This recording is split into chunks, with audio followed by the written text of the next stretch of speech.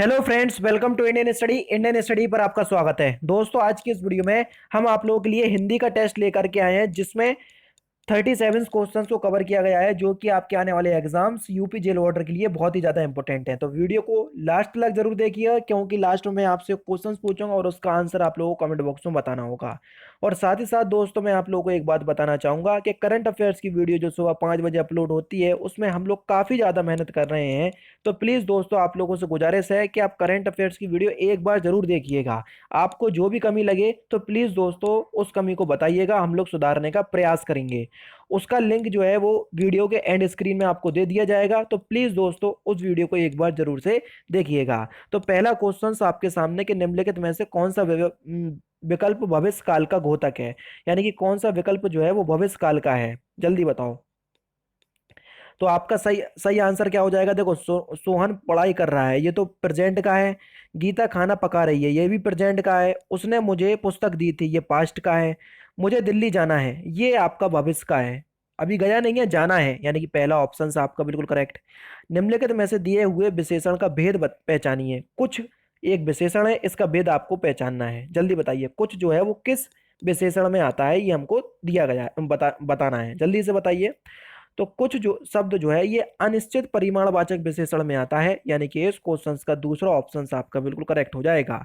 क्रिया से बना विशेषण पहचानिए। क्रिया से बना विशेषण हमको पहचानना है, क्रिया से कौन सा विशेषण बना है। तो सही आंसर हो जाएगा कथित। ये क्रिया से बना विशेषण है, दूसरा ऑप्शन आपका बिल्कुल करेक्ट है। रीति का बहुवचन दिए गए विकल्पों में से कौन सा होगा, जल्दी बताओ। रीति का हमको बहुवचन बताना है कि रीति का बहुवचन क्या होगा। तो रीति का बहुवचन हो जाएगा रीतियां, यानी कि दूसरा ऑप्शन आपका बिल्कुल करेक्ट है। आटे में थोड़ा नमक डालें, वाक्य में प्रयुक्त व्याकरण पहचानिए। जल्दी बताइए, वाक्य में प्रयुक्त व्याकरण पहचानिए। तो आटे में थोड़ा नमक डालिए या डालें, तो सही आंसर हो जाएगा अनिश्चित परिमाणवाचक। जी हाँ दोस्तों, क्योंकि थोड़ा आप हमको निश्चित नहीं पता, तो इसलिए यहाँ पर अनिश्चित परिमाणवाचक विशेषण होगा। ठीक है। नेक्स्ट क्वेश्चन आपका, निम्नलिखित वाक्य में त्रुटि का चयन कीजिए। जीवन और मरण विधाता के हाथ में है, जल्दी बताओ। यहाँ पर त्रुटि कहाँ है, जल्दी बताइए। जीवन और मरण में त्रुटि है, यानी कि इस क्वेश्चन का चौथा ऑप्शन आपका क्या हो जाएगा, बिल्कुल करेक्ट हो जाएगा। दोस्तों, यहाँ पर जीवन और मरण नहीं होगा, जीवन और मृत्यु होगा। जीवन और मृत्यु विधाता के हाथ में है, समझ रहे। तो मरण गलत वर्ड है, इसलिए चौथा ऑप्शन करेक्ट है।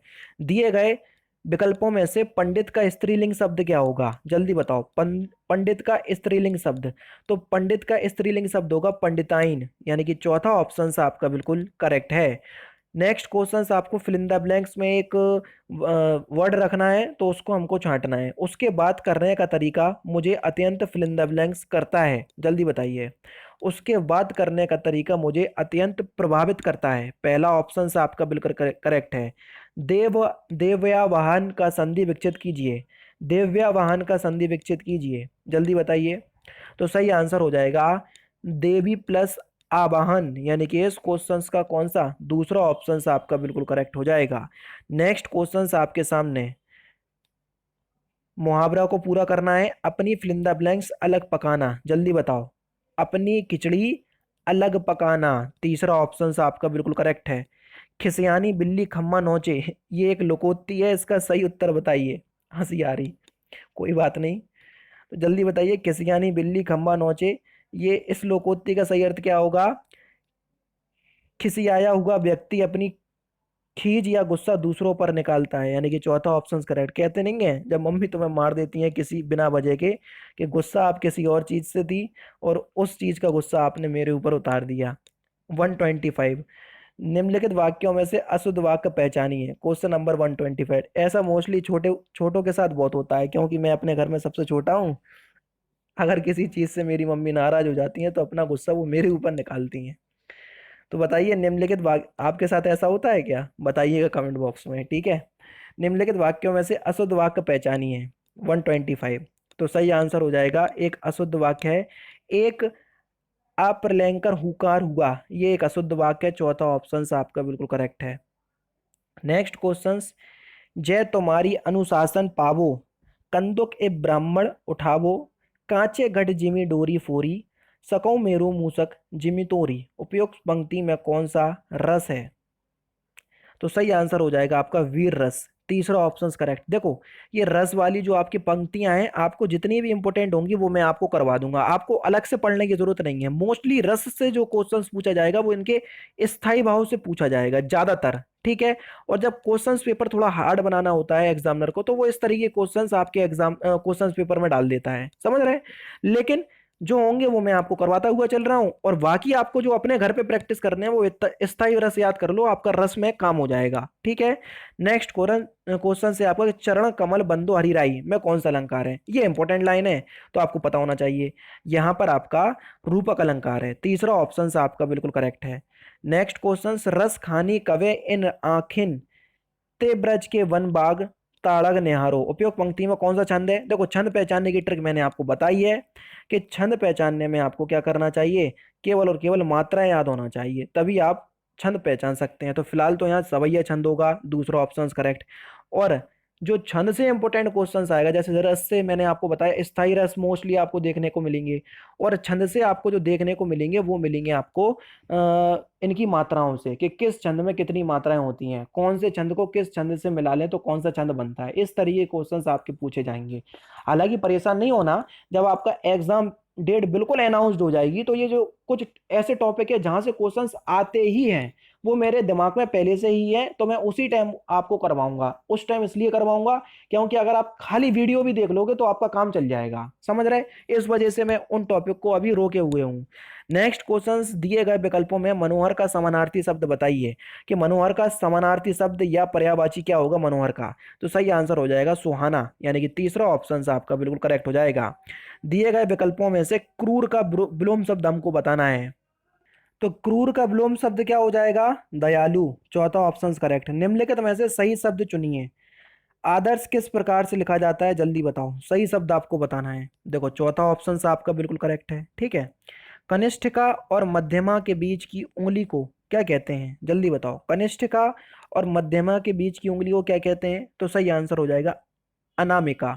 चौथा ऑप्शन आपका बिल्कुल करेक्ट। ये क्वेश्चन हालांकि मैं खुद से पहली बार पढ़ रहा हूँ, तो बड़ा अजीब सा क्वेश्चन है, तो मुझे खुद जानकारी ये पहली बार प्राप्त हुई। कौन सा शब्द दास का पर्यायवाची नहीं है, जल्दी बताओ। कौन सा शब्द दास का पर्यायवाची नहीं है। अनुचर, भृत्य, सेवक, ये सभी दास यानी कि नौकर के पर्यायवाची होते हैं, लेकिन परिकर जो है ये दास का पर्यायवाची नहीं है, यानी कि इस क्वेश्चन का कौन सा दूसरा ऑप्शन बिल्कुल करेक्ट है। जंगम का विलोम शब्द क्या होगा, जंगम का विलोम शब्द क्या होगा, तो जंगम का विलोम शब्द हो जाएगा स्थावर। तीसरा ऑप्शन आपका बिल्कुल करेक्ट है। छावड़ जो है वो किस किस के योग से बनता है, क्योंकि छा जो है वो एक संयुक्त व्यंजन है। चार संयुक्त व्यंजन होते हैं, छा, त्रा, ज्ञा, ठीक है। तो छावड़ जो है वो किस किस के योग से बनता है, तो छा जो है ना ये किस किस के योग से बनेगा, का और सा के योग से, यानी कि पहला ऑप्शन करेक्ट। अगर आपने वर्णमाला वाली वीडियो नहीं देखी है तो आप उसको देख लीजिए, ताकि आपको सारे जो संयुक्त व्यंजन होते हैं चार, वो सभी चीजें आपको पता चल जाएंगी। वर्णमाला में मोस्टली जितने भी क्वेश्चंस बनते हैं वो उस वीडियो से आप पहचान जाओगे। बघेली बोली का संबंध किस उपभाषा से है, जल्दी बताओ। बघेली बोली का संबंध किस उपभाषा से है, तो सही आंसर हो जाएगा पूर्वी हिंदी से। दूसरा ऑप्शन करेक्ट। कौन सा वर्ण ओष्ठ नहीं है, यानी कि जो ओष्ठ से नहीं बोला जाता है, जल्दी बताओ। तो बड़ा जो है ये ओष्ठ नहीं है, यानी कि ओष्ठ वर्ण नहीं है, यानी कि इस क्वेश्चन का चौथा ऑप्शन करेक्ट।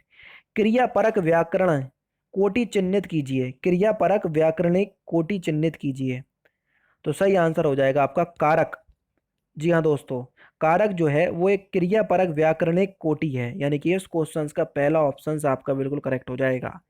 निम्नलिखित में से संकर का शब्द संकर शब्द कौन सा होगा, जल्दी बताओ। संकर शब्द आपने पढ़े होंगे, संकर शब्द कौन सा है, तो चुगलखोर जो है वो एक संकर शब्द है, यानी कि इस क्वेश्चन का दूसरा ऑप्शन करेक्ट। संकर शब्द कौन से होते हैं वो मैं आपको बता देता हूँ। संकर शब्द मोस्टली आपको देखे जा रहे हैं तो गांव में जो ठेठ भाषा में बोलने वाले शब्द होते हैं ना, तो उनको हम संकर शब्द कहते हैं, जैसे इताएं उताएं, समझ रहे हैं, ये संकर शब्द होते हैं। आप कोई गांव वाला बेचारा बुरा नहीं मानना, जो है हिंदी में तो मैं आपको बता रहा हूँ, नहीं तो आप लोग बुरा मान जाएं कि सर आप ऐसा बोल रहे हैं। नहीं भैया, मैं ऐसा नहीं बोल रहा, जो एक्चुअल में होता है वो मैं आपको बताता हूँ, वास्तविकता की चीजें मैं आपको बता रहा हूँ। विचार में एक प्रत्यय लगाकर कौन सा शब्द बनेगा, जल्दी बताओ। विचार में अगर हम एक प्रत्यय लगा दें तो विचार में अगर हम एक प्रत्यय लगा दें तो कौन सा शब्द बनेगा? वैचारिक, यानी कि चौथा ऑप्शन करेक्ट। अत्यंत में कौन सा समास है? जल्दी बताओ, अत्यंत में कौन सा समास है? सॉरी, मैं समास बोल रहा। अत्यंत में कौन सा उपसर्ग है? अत्यंत में कौन सा उपसर्ग है? जल्दी बताओ। अगर समास की भी बात करें तो अब यही वाव समास आ जाएगा, और उपसर्ग की बात करें तो अति उपसर्ग होगा। दूसरा ऑप्शन करेक्ट। नेक्स्ट क्वेश्चंस के निम्नलिखित में से कौन सी प्रेमचंद्र की रचना है? जल्दी बताओ। 147। अब आप सोच रहे होगे कि 141 के बाद सीधा 147, 5 क्वेश्चंस आपके चलेगा गद्यांश में, समझ रहे हैं? तो 147 में परमेश्वर जो आपकी रचना है ये किसकी है? मुंशी प्रेमचंद्र की। पहला ऑप्शन करेक्ट। नेक्स्ट क्वेश्चन, साहित्य अकादमी पुरस्कार प्राप्त निराला की साहित्य साधना किसकी कृति है? क्वेश्चन नंबर 148, ये किसकी कृति है? ये राम विलास शर्मा की कृति है। किसकी? राम विलास शर्मा। तीसरा ऑप्शन करेक्ट। निम्नलिखित में से तुलसीदास जी की रचना कौन सी है? जल्दी बताओ। कवित्र रत्नाकर तो नहीं है, साहित्य लहरी भी नहीं है, काशी नहीं है, विनय पत्रिका और कवितावली और रामचरितमानस, ये सभी जो आपकी जो मैंने रचनाएं बताई हैं ये तुलसीदास की प्रमुख रचनाओं में से एक है, इसलिए मैंने आपको बताया है। ठीक है। और लास्ट क्वेश्चन से आपका कि प्रेम वाटिका में किसका वर्णन है? इस क्वेश्चन का आंसर आप लोग मुझे कमेंट बॉक्स में बताएंगे कि प्रेम वाटिका जो आपकी रचना है इसमें किसका वर्णन है। इस क्वेश्चन का आंसर आप लोग मुझे कमेंट बॉक्स में बताइएगा। तो दोस्तों फिलहाल की वीडियो में सिर्फ इतना ही। अगर आपको वीडियो पसंद आए तो प्लीज दोस्तों वीडियो को लाइक कीजिए, शेयर कीजिए और साथ ही साथ हमारे चैनल को सब्सक्राइब करना ना भूलें, क्योंकि मैं रोजाना इसी तरह की वीडियोस आप लोग लिए लाता रहता हूँ। नमस्कार दोस्तों, जय हिंद, जय भारत।